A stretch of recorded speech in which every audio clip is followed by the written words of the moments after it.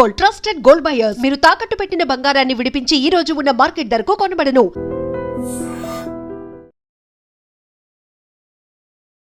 Prism club లో జరిగిన వివాదంతో గత కొన్ని రోజులుగా ఎక్కడ పెట్టినా కల్పికా పేరే వినిపిస్తుంది. అయితే ఈ వివాదంలో మొత్తం తన హక్కు కోసం ఆమె పోరాటం చేస్తున్నారు. బట్ ఈ మొత్తం పోరాటంలో ఆమె ఇప్పటి వరకు ఏం సాధించారు, ఇకపై ఏం కోరుకుంటున్నారు, ఇలాంటి విషయాలన్నీ కల్పికా గారిని అడిగి తెలుసుకుందాం. హాయ్ కల్పికా గారు. Hello, good evening. WhatsApp madam, ఈ మొత్తం వివాదంలో మీరు వివాదం అంటే సినారియో ఈ మొత్తం సినారియాలో మీరు గత కొన్ని రోజులుగా మీ రైట్ కోసం ఫైట్ చేస్తున్నారు. బట్ ఈ కొద్ది రోజుల్లో మీరు సాధించింది ఏంటి అంటే ఏం చెప్తారు? మనుషుల్ని సాధించా, వాళ్ళకి ఒక ధైర్యం ఇప్పించాను. ఒక ఎవరు ఏ సిచ్యువేషన్ లో ఉన్నా మీకోసం మీరు వాయిస్ అవుట్ చేయడంలో తప్పు లేదు అని ప్రూవ్ చేశాను. ఈ ఒక్కటే సిచ్యువేషన్ కాదు, నేను చేసిన ప్రతి చిన్న చిన్న పోరాటంలో కూడా అదే నన్ను ఇన్స్పిరేషన్ గా చాలా మంది తీసుకున్నారు. బికాజ్ నా హ్యూజ్ ఇన్స్పిరేషన్ మా మదర్. తను ఏం చెప్పకుండా పెట్టకుండా నాకు సలహాలు ఇవ్వకుండానే చాలా నేర్పించారు. అలాంటిది నేను ఫేస్ చేసుకుంటూ నేను నేర్చుకుని చాలా మందికి నేర్పించాను. అండ్ ఐఎమ్ వెరీ ప్రౌడ్, ఎందుకంటే 17 years నేను ఇండస్ట్రీలో డెడికేట్ చేసి ఇంత నేమ్ సంపాదించి ఇన్ని మంచి మంచి ప్రాజెక్ట్స్ చేసి చాలా ప్రోగ్రెసివ్ ఉమెన్ బేస్డ్ క్యారెక్టర్స్ చేసి నాకు ఆ ధైర్యం డబుల్ ట్రిపుల్ అయిపోయింది. Where I can voice out for things that is needed, at least for us. పక్కన వాళ్ళు పక్కన పెట్టండి, మన డిగ్నిటీ మన సెల్ఫ్ రెస్పెక్ట్ కోసం మనం మాట్లాడకపోతే పక్కనోడు వచ్చి ఎందుకు మాట్లాడతాడు, అంతే. అండ్ మామూలుగా ఏంటంటే ఎక్కడైనా సరే ఒక ఫుడ్ సర్వ్ చేసేటప్పుడు ఏంటంటే ఆ ఫుడ్ పెట్టే విధానం చాలా బాగుండాలన్నమాట. ఈ మొత్తం వివాదం రేజ్ అవడానికి కారణం కూడా మీరు ఏదైతే కాంప్లిమెంటరీ కేక్ అడిగారో ఆ కేక్ ఫైనల్ గా వాళ్ళు తెచ్చిచ్చినప్పుడు ఇచ్చే విధానంలోనే తేడా ఉండడం వల్ల వాళ్ళు అలా ముందుకు విసిరేయడం వల్ల అక్కడ మీరు ట్రిగర్ అయ్యారు అన్నమాట. అక్కడ కూడా నేను ట్రిగర్ అవ్వలేదు. నేను ఏం చెప్పానంటే, నేను అడిగింది ఇంతే, మీరు ఇంత డిస్కషన్ చేసిన తర్వాత తీసుకొచ్చి ఇట్లా స్లైడ్ చేయడం కరెక్ట్ కాదు. ఒకవేళ చేసినా మీరు దాంట్లో ఏం వేసి తీసుకొచ్చారు నాకు తెలియదు. మీకు నా మీద ఉన్న కోపంతో మీరు ఏమైనా వేసి తీసుకుని రావచ్చు. నేను తినాలనుకోవట్లేదు, మీరే తినండి, మీరే ఎంజాయ్ చేయడానికి చెప్పడం జరిగింది. కానీ నేను అక్కడ కూడా ట్రిగర్ అవ్వలేదు. అంటే ఈ మొత్తం వివాదంలో మీ సైడ్ నుంచి కనిపించే ఒకే ఒక తప్పు ఏంటంటే మీరు లైవ్ పెట్టడం కరెక్ట్ గా పెట్టలేదు. వాళ్ళు ముందు మాట్లాడిందంతా ఆ టైంలో మీరు లైవ్ పెట్టలేదు. మీ అగ్రెషన్ గానీ మీరు మాట్లాడేటప్పుడు మాత్రం లైవ్ పెట్టారు. దానివల్ల మొత్తం ఇది రాంగ్ గా ప్రొటెక్ట్ అయింది. దీనికి ఒప్పుకుంటారా? No, I beg to differ. ఎందుకంటే నేను ఆల్రెడీ లైవ్ చేశాను. వాళ్ళ వైఫై నుంచి నేను లైవ్ చేయడం జరిగింది. అండ్ అదేంటి 1 hour లైవ్ జరిగింది. నేను పెట్టిన మీ వీడియో కాకుండా వాళ్ళు lights, fans, ACs, shutter and wifi అన్ని ఆఫ్ చేస్తారు. సో నేను చేసిన లైవ్ అది 1 hour లైవ్ కాబట్టి అది సేవ్ అవ్వలేదు, అప్లోడ్ అవ్వలేదు. లేకపోతే అంత ముందు నుంచి ఎవరెవరు నాకు చూస్తున్నారో అందరికీ అసలు ఏం జరుగుతుందో అంతా తెలుసు. నేను ఎంత ప్లెజెంట్ గా మాట్లాడడం జరిగిందో కూడా 1.5 hour కన్నా ఎక్కువ నేను ఆల్మోస్ట్ పేషెంట్ గా ఉన్నా. దాని తర్వాత నాకు నాకు కోపం కూడా రాలే.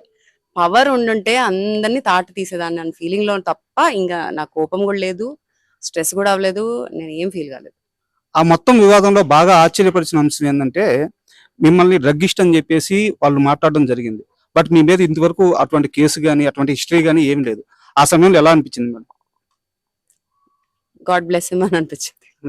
Because I think he is into it, so maybe he spoke about it. అది ఎట్లా ఉంటుందో తనకు తెలుసు కాబట్టి తనే మాట్లాడాడు, నాకైతే తెలియదు. అండ్ ఈ మధ్య కాలంలో బాడీ గార్డ్స్ ఎవరైతే బౌన్సర్స్, బాడీ గార్డ్స్ ఎవరైతే సెలబ్రిటీల కోసం వస్తున్నారో వాళ్ళ బిహేవియర్ వల్ల చాలా ఇష్యూలు జరుగుతున్నాయి.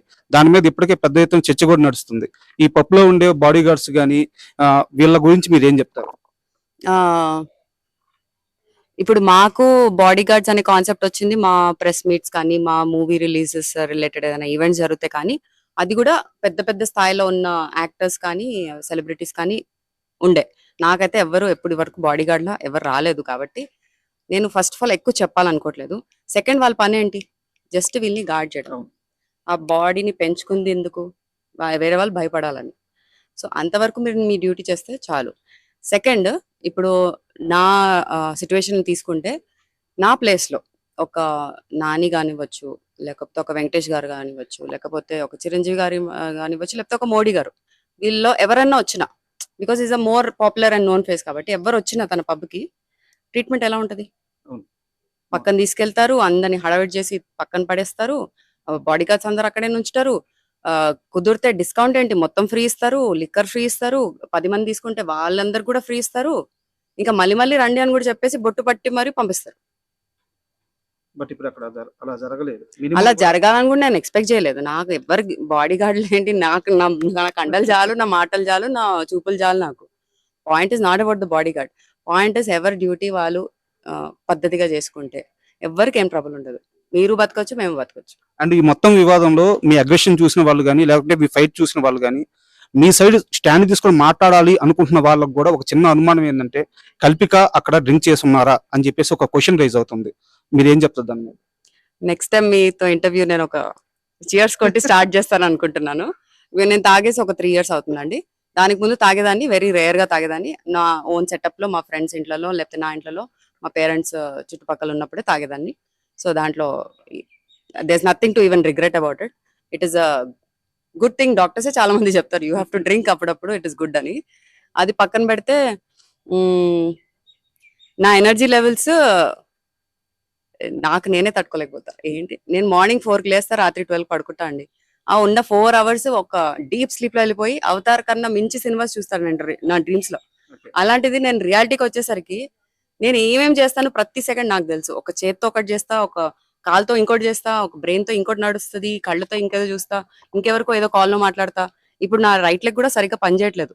నేను డ్రైవ్ చేయడానికి కూడా చాలా ఇబ్బంది. 10 minutes కూడా డ్రైవ్ చేస్తే పట్టేసుకుంటుంది, నా కాఫ్స్ అంతా పట్టేసుకొని. It's risk on road. 5 minutes లో లెఫ్ట్ లెగ్ తో నేను డ్రైవింగ్ నేర్చుకున్నానండి. నెక్స్ట్ నేను హ్యాండ్ తో డ్రైవింగ్ నేర్చుకుందాం అనుకుంటున్నా. రైట్ హ్యాండ్ అయ్యాక లెఫ్ట్ హ్యాండ్. సో ఇంత క్రియేటివిటీ నాలో ఉన్నప్పుడు నేను ఈ బయట ప్రాపర్టీస్ కానీ, ఆల్కహాల్ కానీ, డ్రగ్ కానీ తీసుకోవాల్సిన అవసరం కూడా నాకు లేదు. ట్రై చేయాలంటే ట్రై చేస్తా. నేను అన్ని చేయడానికి నేను రెడీ. ఎందుకంటే ఇప్పటివరకు అన్ని ట్రై చేస్తా. ఒక డాన్స్ నుంచి, ఒక స్పోర్ట్స్ నుంచి, ఒక స్విమ్మింగ్ నుంచి, ఏం ఆడితే అది అన్ని నేను ట్రై చేశాను. కాబట్టి ఇది ట్రై చేయడంలో నాకేం తప్పు అనిపించట్లేదు. ఒకప్పుడు నాకు ఒక ఫిల్మ్ ఆఫర్ వచ్చింది, సీతా ఆన్ ద రోడ్ అని. దాంట్లో స్మోకింగ్ హ్యాబిట్ ఉందని చెప్పి నేను మూవీ నో అని చెప్పడం కూడా జరిగింది. ఎందుకంటే నాకు మా డాడీకి చిన్నప్పటి నుంచి స్మోకింగ్ మీద పెద్ద గొడవ ఇది. మా డాడీ ఒక చైన్ స్మోకర్ ఉండే.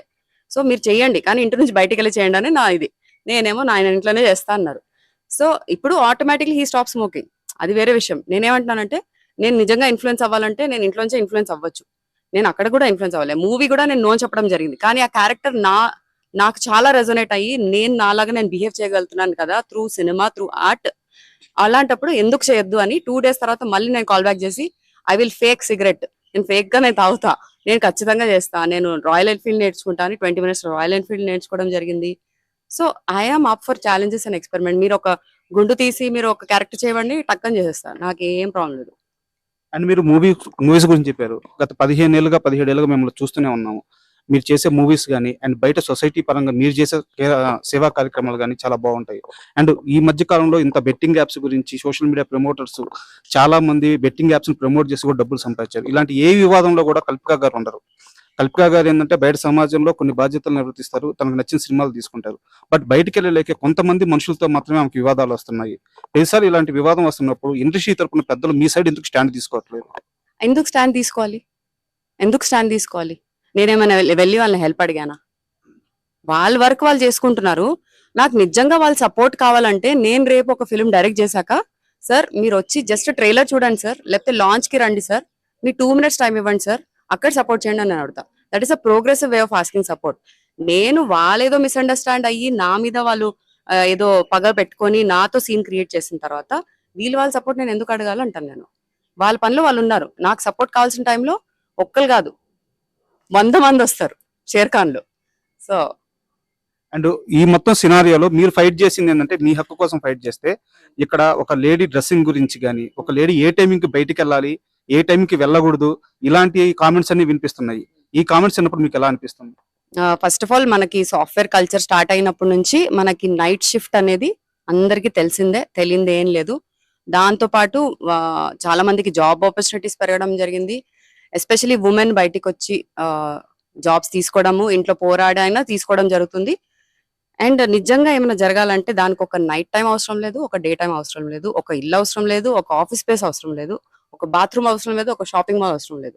మీరు ఎక్కడన్నా ఏమన్నా చేయొచ్చు. ఎవరికన్నా ఇంటెన్షన్ బ్యాడ్ ఉంటే ఎక్కడన్నా ద్రోహం అవ్వచ్చు. సో మన బట్టలు బట్టి మీరు జడ్జ్ చేయాలనుకుంటే, నేను రేపు బుర్కాలో తిరిగినా, లేకపోతే బికినీలో తిరిగినా, లేకపోతే బట్టలు ఇప్పి తిరిగినా జనాలు ఊహించేది ఊహిస్తారు, మనం దాన్ని ఆపలేము. వాళ్ళు ఏమన్నా డిఫరెంట్ గా ఆలోచించాలంటే వాళ్ళంతగా వాళ్ళకి ఓన్ గా రావాలి తప్ప మనం ఎంత స్పూన్ ఫిట్ చేసినా. ఇప్పుడు పేరెంట్స్ మనం పెంచేటప్పుడు ఇది అది అని చెప్పినా 10 చెప్పినా మనం ఒక్కటి తీసుకుంటామేమో, మిగతా అన్ని లైట్ తీసుకుంటాం. ఇది కూడా అంతే. వీళ్ళంతా ఇంకా grown up students, real life లో బతుకుతున్నారు, రియల్ సిచ్యువేషన్స్ ఫేస్ చేస్తున్నారు. సిచ్యువేషన్స్ నేర్పించేస్తాయి లైఫ్ ని వాళ్ళకి, మనం ఎవ్వరు ఏం నేర్పించక్కర్లేదు. మీరు ఇదివరకే చెప్పారు, కాకపోతే మా ప్రేక్షకులకు కూడా తెలియాలని అడుగుతున్నాను. ఈ మొత్తం సినారియోలో పోలీసుల వైఫల్యం అంటే ఎలా వైఫల్యం చెందారు? కాస్త క్లియర్ గా చెప్తారు. ఐ మీన్ వాళ్ళ డ్యూటీ సరిగ్గా నిర్వర్తించకపోవడం, ఫెయిల్యూర్. ఫెయిల్యూర్ నేను హోల్ సిస్టమ్ ఫెయిల్యూర్ అని చెప్పను డెఫినెట్లీ, బికాస్ చాలా మందికి చాలా సపోర్ట్ కూడా చేయడం జరిగింది. నేను ఎక్కువ ఫాలో అవ్వట్లేదేమో, but I know they are here to protect us, to help us, to support us in lot of ways. So అది కంటిన్యూ చేస్తారని కోరుకుంటూ, మిగతా వాళ్ళు who are not doing the duty right, వాళ్ళు కొంచెం దారి నుంచి తప్పారు కాబట్టి కొంచెం మళ్ళీ తిరిగి దారిలో వచ్చేస్తే అందరికీ హ్యాపీ. అండ్ ఫైనల్ గా ఈ మొత్తం సినారియోలో మీ ఫైట్ చేస్తున్న విధానం మొత్తం మీరు ఫైనల్ గా ఏం కోరుకుంటున్నారు? ఎలాంటి న్యాయం కోరుకుంటున్నారు? న్యాయం కాదు, ఈ రెవల్యూషన్ ఇలాగే కంటిన్యూ అవుద్దంటారా? సో కల్పికా గారికి ఫైనల్ గా ఏం కావాలంటే ఏం చెప్తారు? నాకు జనాలు కావాలండి. I'm for the people, by the people, of the people, literally. నాకు జనాలు చుట్టుపక్కల ఉన్నా ఉండకపోయినా నేను జనాల కోసం ఎగ్గబడతాను. నేను చిన్నపిల్లలతో చాలా టైం స్పెండ్ చేస్తుంటాను, పెద్దవాళ్ళతో టైం స్పెండ్ చేస్తుంటాను. మా ఫ్యాన్స్ అంటారా, ఫాలోవర్స్ అంటారా, they are like my love, మన ఫ్యామిలీ. ఇప్పుడు మీరందరూ కూడా నా ఫ్యామిలీ అయిపోయారు. సో ఇలా ఎవ్వరు, అందరిలో ప్లస్ మైనస్ ఉంటది. అందరిలో ఒక రాక్షసుడు, ఒక రావణుడు, ఒక రాముడు ఉంటారు. ఇన్ఫాక్ట్ రావణుడే ఇంకా చాలా గొప్ప అని చాలా మంది నమ్ముతారు. బట్ తన ప్రొజెక్ట్ అయింది, లేకపోతే తన పర్స్పెక్టివ్ మార్చి పెట్టేసి దాన్ని ఒక డిఫరెంట్ వేలో మనకి ప్రెజెంట్ అయింది ఆ స్టోరీ అంతా. అందరిలో ఉన్నప్పుడు నువ్వు దేన్ని ఎలివేట్ చేయాలనుకుంటున్నావో, నువ్వు ఎంత గ్రో అవ్వాలనుకుంటున్నావో, లైఫ్ అనేది నీ చాయిస్. ఒక కర్మ కూడా నీకు వచ్చి చాయిస్ చేయదు. What choice you are making is your karma. So నువ్వు అది ప్లస్ లో వెళ్ళాలనుకుంటున్నా, మైనస్ లో వెళ్ళాలనుకుంటున్నా, you have to face the consequences, you have to face the advantages, no matter what. So it is in your hands what you want to do about yourself, your life and people around you who matter to you.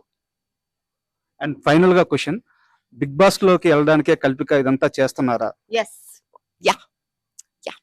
ఎవరు ఈసారి anchor, ఎవరు host, ఎవరు big boss కి? మీకు call వచ్చింది కదా, మీరే చెప్పాలి. వాళ్ళు నాకు అవన్నీ డీటెయిల్స్ ఇవ్వలేదు. ఇంట్రెస్టెడా అన్నట్టు ప్రొజెక్ట్ అయింది అంతే. ఫస్ట్ సీజన్ నుంచి పిలుస్తున్నారు, కానీ ఫస్ట్ సీజన్ నుంచి నేను రాను అని చెప్పాను. అండ్ ఈ మొత్తం వివాదంలో మీ ఫైట్ అయితే కొంతమందికి స్ఫూర్తిని కలిగిస్తుంది, కొంతమందికి అయితే ఇది వేరేగా అర్థమైంది. బట్ ఫైనల్ గా మీరు అందరికీ అర్థం అవ్వాలని ఈ ఫైట్ చేసిన విధానం మీరు ఏదైతే కోరుకున్నదో అది ఫుల్ఫిల్ చేయాలని చెప్పి మీకు ఆల్ ద బెస్ట్ తెలియజేస్తున్నాను. Thank you.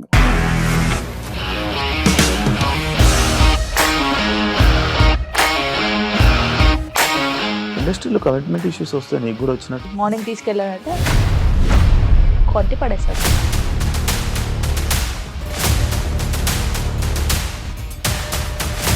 ఒక్కళ్ళు కూడా చూడలేదు ఈ సినిమా అని చెప్పడానికి కూడా చాలా ధైర్యం కావాలి. అది నిజం కదా, దాంట్లో ధైర్యం ఏంటి? ఇది నెక్స్ట్ డే ప్లేట్ మార్చేస్తే తప్పు కదా. As of now we are comfortable this అని నేను అనుకుంటున్నాను. రష్మిక గారిది మీది ఒకే ఊరంట కదా? నీకు కోపం వచ్చిందంటే బాగా తిట్టేత్తరా? తిట్టేద్దామండి. నిజంగా గేమ్ ని ఎలా చేంజ్ చేయగలిగారు? ఏపీఎస్ఎఫ్సి వాళ్ళకి 6 నెలల్లో నేను 6 లక్షలు కట్టా. బిజినెస్ చేయాలనుకుంటే it is as difficult as riding a tiger.